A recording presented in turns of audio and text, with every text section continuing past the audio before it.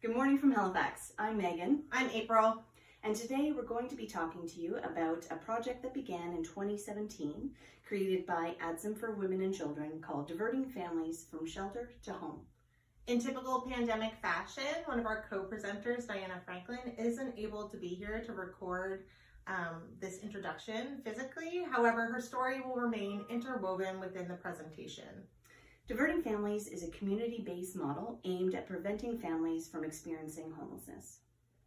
In Halifax, as of last week, 47 families were recorded as experiencing homelessness, and of that 47, 26 were considered chronically homeless. And these are the families that are visible, the families that are interconnected with existing agencies, shelters, and service providers. But we also know that family homelessness is often underestimated, underreported, and often invisible. That being said, we're going to let PowerPoint take it from here. Within our presentation today, we hope to impart the lessons, experience, and knowledge ADSM has gained in ending family homelessness in Halifax. We want you to gain a deeper understanding of family homelessness and the unique barriers, risks, and consequences that come with that type of hidden homelessness. We also want to explore why housing first frameworks play a vital role while working with this population. We also want to talk about practical implementation of the model and framework that we use for diversion and emergency housing when we are seeking to end family homelessness.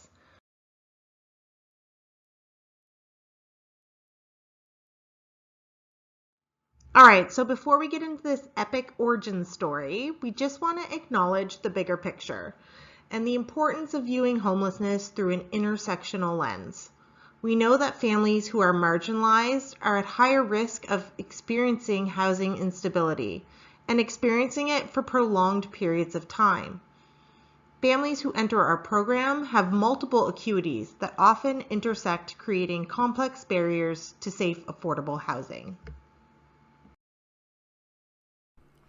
The idea for the project came about in 2014 as part of a task force that was exploring barriers to folks accessing our shelter system. And one population kept coming up: families.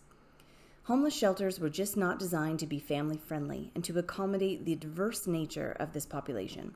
For example, single dads. There are age caps on male children entering shelters. Shelters aren't able to safely accommodate larger families, and they're not accessible. We were seeing families that were being separated and children being apprehended due to homelessness, and women and children being forced to stay in unsafe situations. We needed to create a program to fill this gap in service. Around the same time, emerging research was also identifying that the separation of children from their parents, as well as the impact of living in shelter, can have both immediate and long-term detrimental consequences for children. Studies have shown that there is a distinctive link between trauma and childhood homelessness, with trauma doubling as both a cause and a consequence of homelessness. So in response to this issue, our executive director, Sherry Lecker, created a 5-year proposal for a pilot. The project sought to either eliminate or at least minimize the amount of time that families spend in shelter, and Sherry began to present the pilot. And this brings us to lesson 1 to take home to your community. Have a good pitch and have a few backup ones in your pocket to resonate with the right people, and any opportunity you have, go for it. We also did a cost analysis to back up our proposal. So let's do the math and see. Let's say we have one family, a mother and 2 kids, funded by the province in hotel for 4 months. The cost is around $14,400. Now, let's say we pay one family's rent for a year in a 2-bedroom unit. The cost is also $14,400. It just makes financial sense at that time, and it still makes sense in today's climate. So lesson 2 to take home. Sometimes our biggest barrier as service providers or funders or government or even as individuals is ourselves. We stand in our own way. And sometimes things need to change. And sometimes we need to get out of our own way to move forward.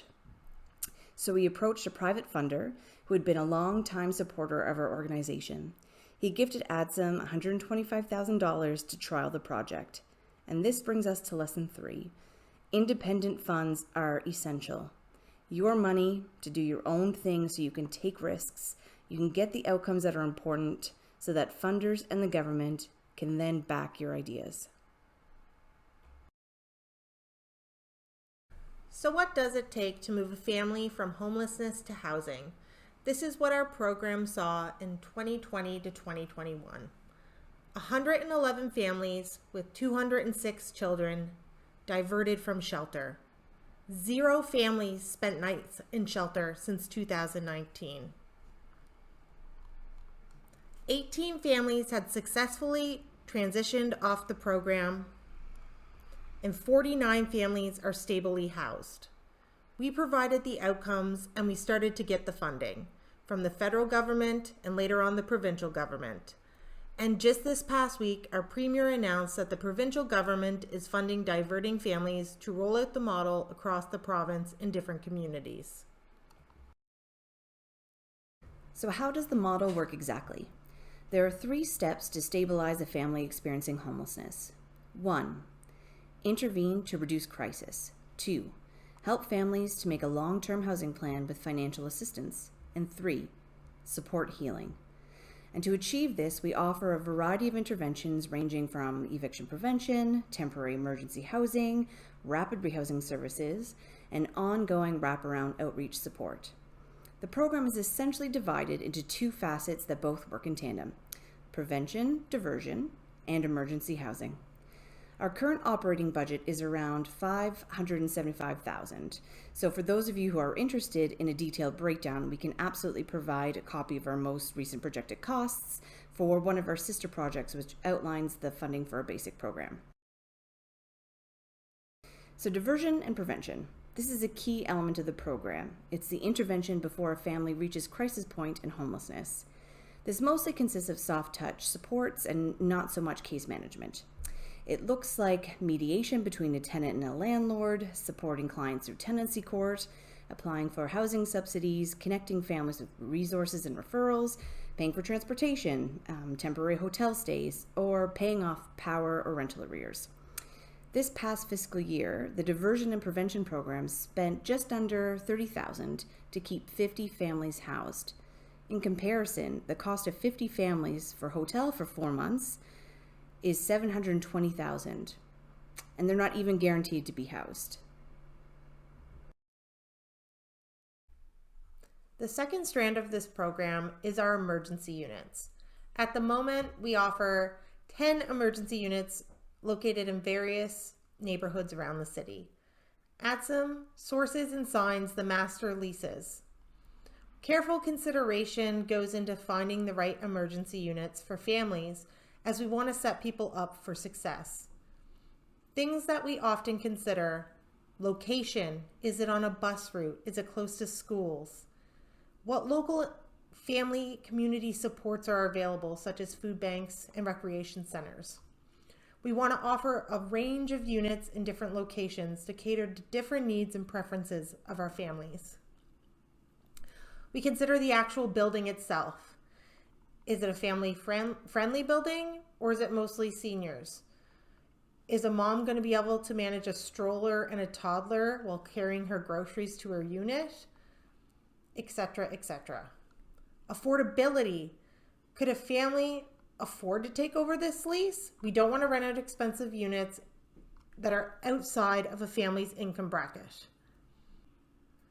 The emergency units are designed for families to reside in for approximately 3 months while they work on securing income and creating a housing plan.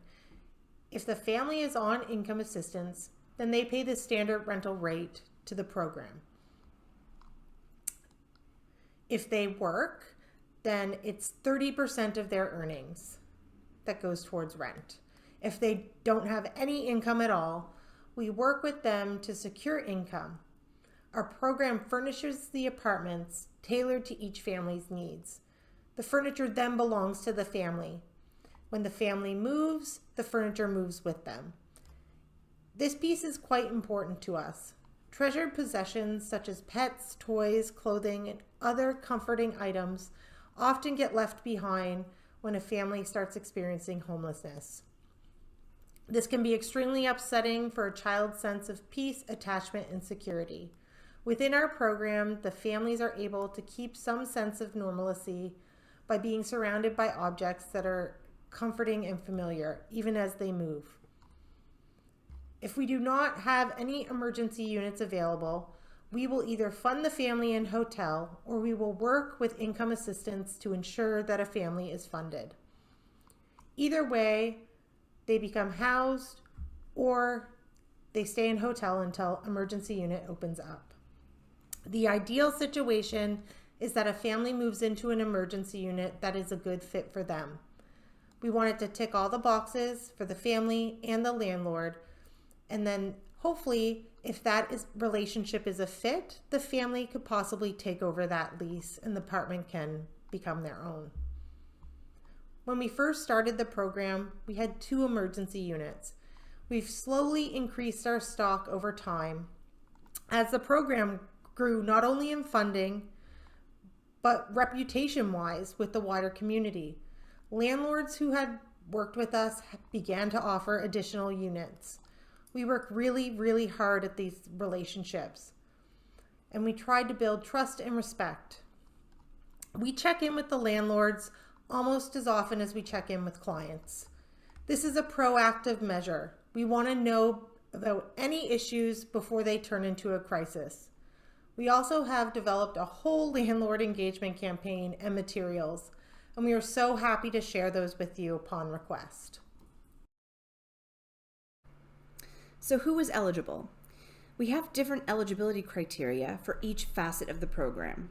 To be eligible for diversion funding, the client needs to be A, at risk of being homeless or experiencing homelessness, B, demonstrate a need for support, for example, exhausting all other options, and C, a plan moving forward.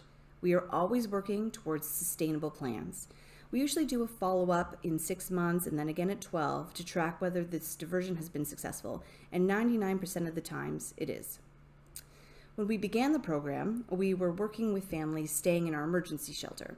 Now, referrals for the most part go through our coordinated access system, and central to this is prioritizing families who are identified as experiencing chronic homelessness. We also recognize that in Halifax, families who identify as Black and or Indigenous are overrepresented on our B&L, and as such, we triage our caseloads accordingly, giving priority to these families. That being said, sometimes families just don't quite fit the mold for the B&L, and the program is flexible to accommodate families in these situations. Once families have been identified as being eligible, they are then assigned to a caseload according to their needs. We know that there is no one-size-fits-all approach to resolving housing crisis. Each family's needs are unique. Some families will need a relatively small amount of support, and others may need more intensive support over a longer period of time to settle in and remain permanently housed.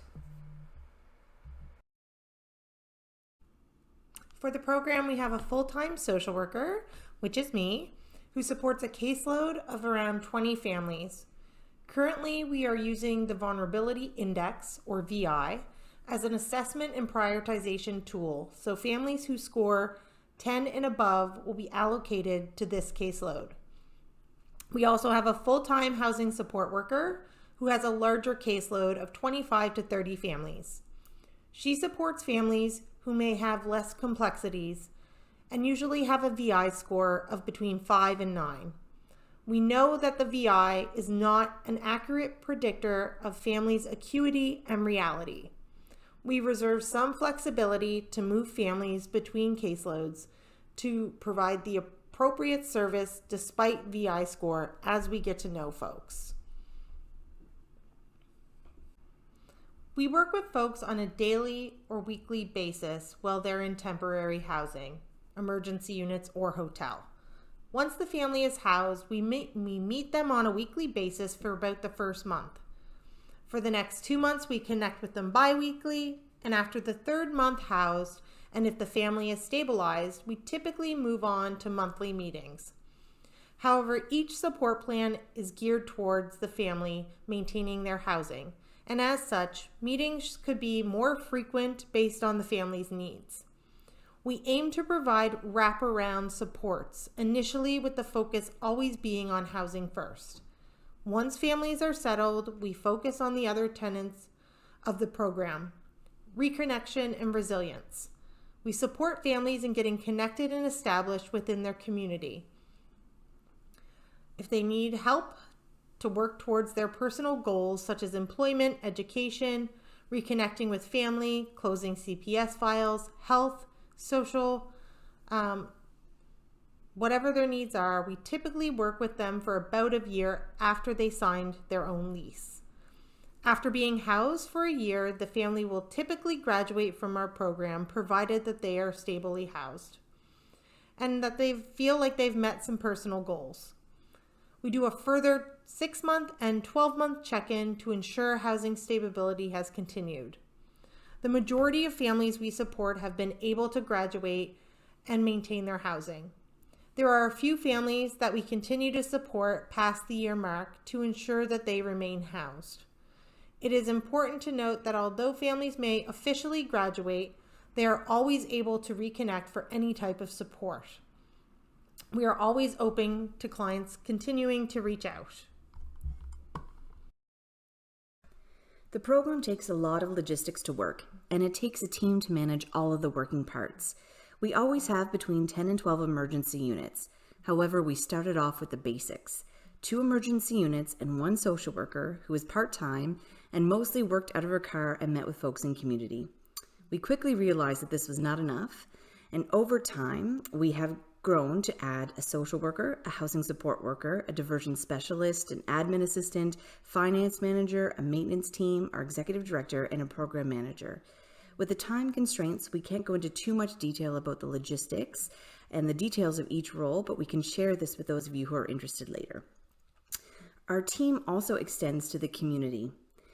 As the program has grown over the past few years, so has our relationships with community partners. We work closely with shelter movers and other moving companies, landlords, our local housing authority, and a local health clinic, and the wider coordinated access system partners. We also work very closely with the Mi'kmaq Native Friendship Center and the East Preston Family Resource Center so that we can deliver a program that offers culturally based options for ethno-racial families experiencing homelessness that want a cultural component to their support.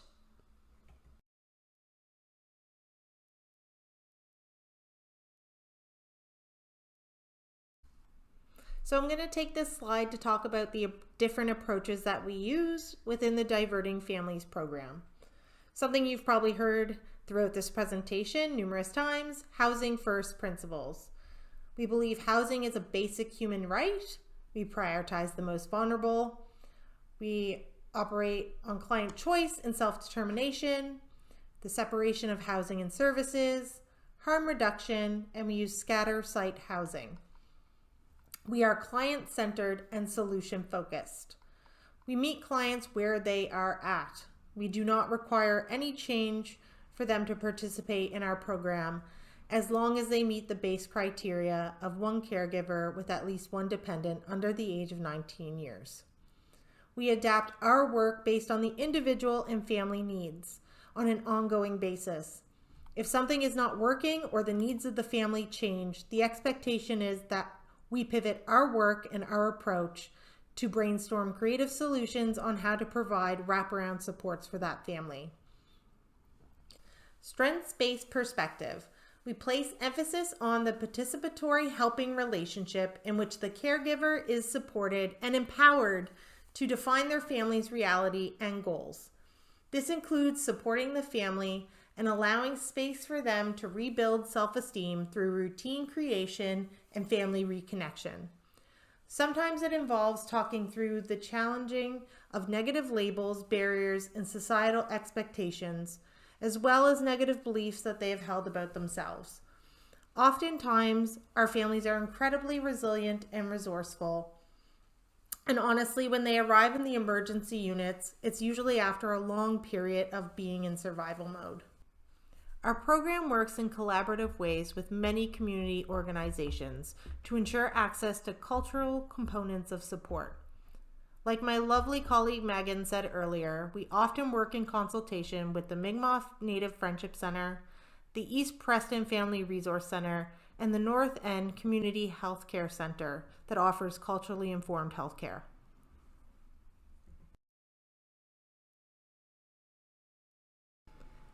This is Diana's story.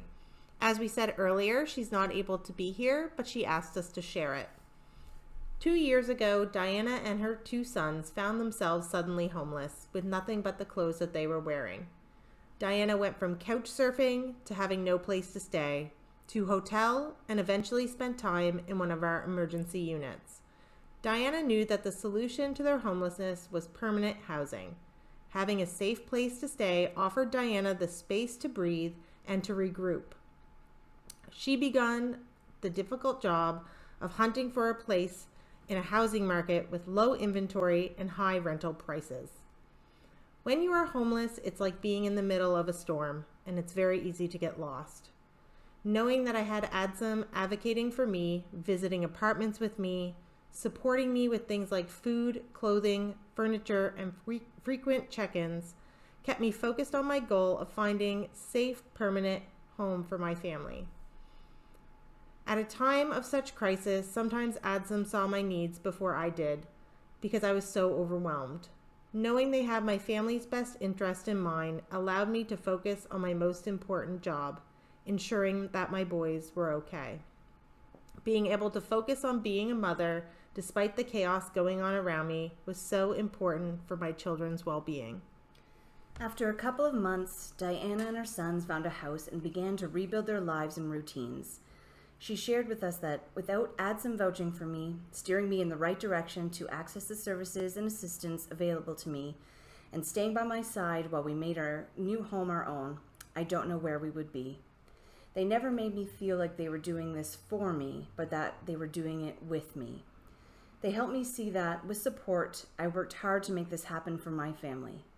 They provided a solid foundation around me that I could build upon, and now that I've graduated from their program, I continue to strengthen that foundation, and I have a greater confidence in myself and pride in what I had done to get here.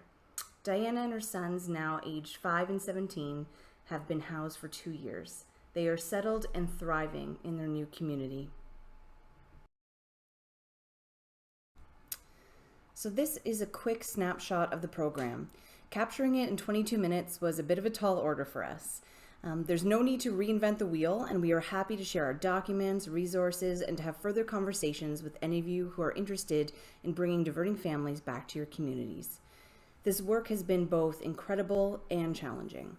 We are meeting families when they're experiencing one of the most difficult times in their life and when there are no safety nets left and the systems have failed them. We hope that this project is just the beginning of a shift in how we think about how this impacts children, how we respond to families experiencing homelessness, and how to build resilience in the cycles of trauma.